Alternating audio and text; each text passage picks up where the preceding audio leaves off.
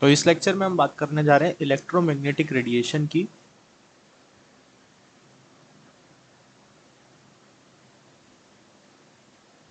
Basically what was our topic to be discussion on the last lecture was the radiation. After that हमने discuss किया थोड़ा सा characteristics of the wave, क्या क्या characteristics होती हैं, frequency, amplitude, wave number, wave length, basically ये चीज़ें हमने उसमें डिस्कस करी। Now after that our topic of discussion in this lecture is the electromagnetic radiation.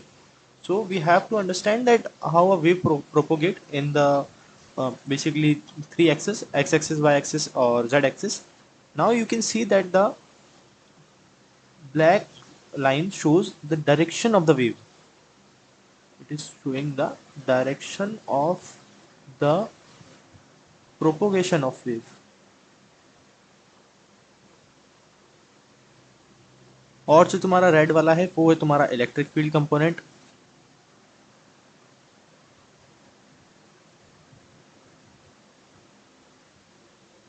और जो तुम्हारा ब्लू वाला है that is your magnetic field component. ठीक है.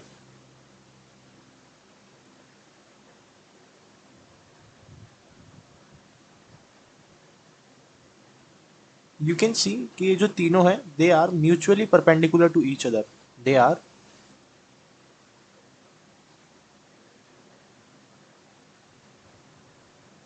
mutually perpendicular to each other. As well as अब तुम्हारा इलेक्ट्रोमैग्नेटिक रेडिएशन किस डायरेक्शन में होगा या फिर इलेक्ट्रोमैग्नेटिक वेव का किस डायरेक्शन में होगा, that is same as your magnetic field component of the wave. जो तुम्हारा magnetic field component of the wave है that is same as your electromagnetic wave, भी उसी डायरेक्शन में प्रोपोगेट करेगी. इलेक्ट्रोमैग्नेटिक वेव भी उसी डायरेक्शन में प्रोपोगेट करेगी जिस डायरेक्शन में तुम्हारा मैग्नेटिक फील्ड कंपोनेंट प्रोपोगेट करेगा. ठीक है, ये तुम्हें समझ आ गया. अब ये था तुम्हारा एक्स वाला, ये था तुम्हारा वाई वाला और ये था तुम्हारा जेड वाला. ये था एक्स, ये था वाई, ये था जेड. ठीक है, ये तीन कंपोनेंट थे. आफ्टर दैट अगर हमें इलेक्ट्रोमैग्नेटिक वेव की कुछ कुछ प्रॉपर्टीज जाननी है तो हमें पहले ये चीज़ पता होनी चाहिए कि इलेक्ट्रोमैग्नेटिक वेव को प्रोपोगेट करने के लिए कोई भी मीडियम रिक्वायर्ड नहीं होता है. और फर्स्ट पॉइंट इज कि no any medium required, no any medium required for the propagation of electromagnetic wave or the radiation. For the propagation of electromagnetic wave और रेडिएशन. ठीक है. आफ्टर दैट अब अगर हम देखो कि अगर कोई मीडियम रिक्वायर्ड नहीं है तो बेसिकली वो जो मूव करेगी वो वैक्यूम में मूव करेगी. और जब वैक्यूम में इलेक्ट्रोमैग्नेटिक वेव मूव करेगी वो किस स्पीड से मूव करेगी, वो स्पीड ऑफ लाइट से मूव करेगी. अगर हम मीडियम चेंज कर देते हैं तो इलेक्ट्रोमैग्नेटिक वेव भी चेंज हो सकती है. इसी को नोट्स में लिखो कि in vacuum electromagnetic wave moves with the speed of light. मैं उसको ईएम वेव लिख दे रहा हूँ. Moves with the speed of light. अगर हम मीडियम चेंज कर देते हैं तो इलेक्ट्रोमैग्नेटिक वेव भी चेंज हो सकती है. If we change the medium,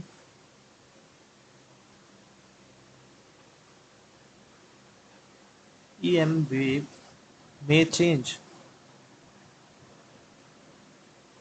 वो चेंज हो जाएगी. नाउ इलेक्ट्रोमैग्नेटिक वेव समझ लिया, रेडिएशन समझ लिया. अब हम मूव करते हैं इलेक्ट्रोमैग्नेटिक स्पेक्ट्रम की तरफ.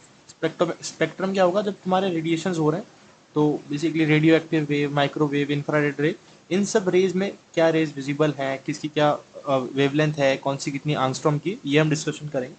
तो हेडिंग बनाओ electromagnetic spectrum. Electromagnetic spectrum.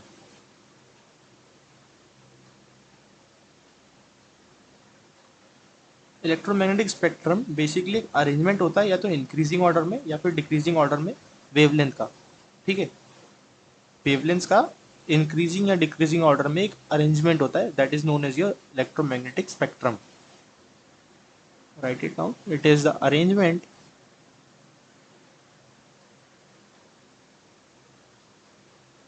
of electromagnetic radiation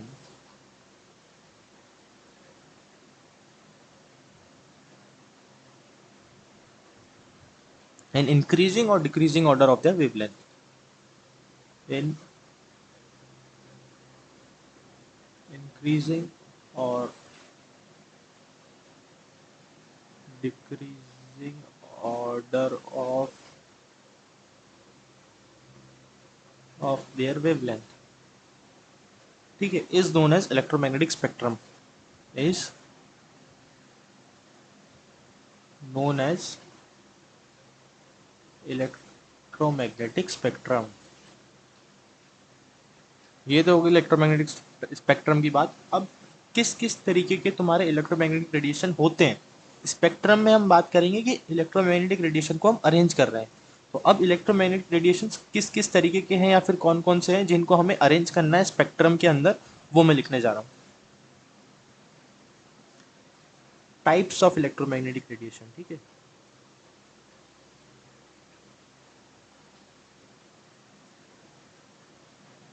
types of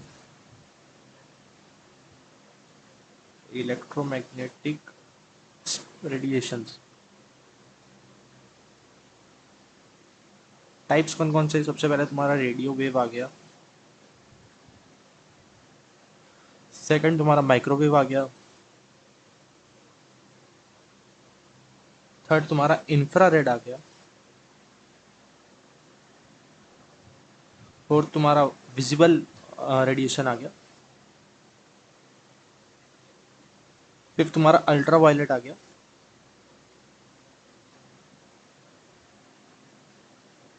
six तुम्हारा एक्सरे आ गया, फिर गामा रे आ गया,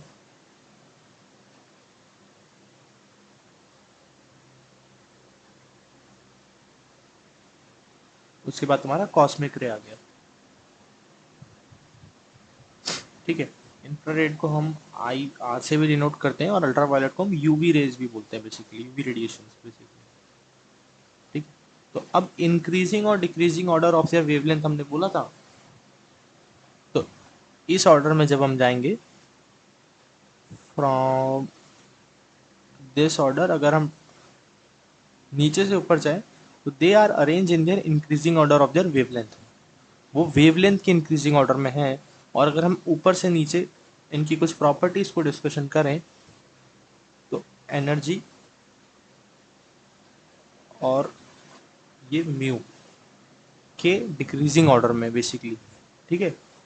अब ई तुम्हारा होता है, ये तुमने पढ़ा होगा और हम इस चैप्टर में भी इसको थोड़ा बार बार फ्रीक्वेंटली यूज करेंगे. E is equals to H mu होता है. ठीक है.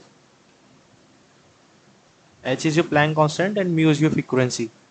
और म्यू को तुम सी बाय लैम्डा भी लिख सकते हो. तो एच सी बाय लैम्डा. ठीक है. उसी को हमने लिखा है यहाँ पे कि ई और म्यू जो है वो उसके डिक्रीजिंग ऑर्डर में है. देखो, अगर लैम्डा कम होगा तो ई बढ़ेगा और ई बढ़ेगा तो लैम्डा कम होगा. सेम उसी चीज़ को मैंने यहाँ पे लिखा है. ठीक है. अब जो विजिबल है, अब तुमने ये तो समझ लिया कि रेडिएशन को हम इस ऑर्डर में अरेंज करेंगे. These are the types of electromagnetic radiation and we have also arranged them in the increasing or decreasing order based on their wavelength or their different properties. Now our topic of discussion is the visible part. ठीक है. तो visible part में तुम्हारा बनता है VIBGYOR, VIBGYOR, violet, indigo, blue, green, yellow, orange, red. ठीक है. तो जब इस ऑर्डर में तो इसका एनर्जी डिक्रीजिंग रहेगा और इस ऑर्डर में इसका लैम्डा इंक्रीजिंग रहेगा. ये बात समझ लिया. और एज वेल एज तो विब्ग्योर में तुम्हारी वेवलेंथ किस एंगस्ट्रॉम से किस एंगस्ट्रॉम के बीच में आती है. It is similar to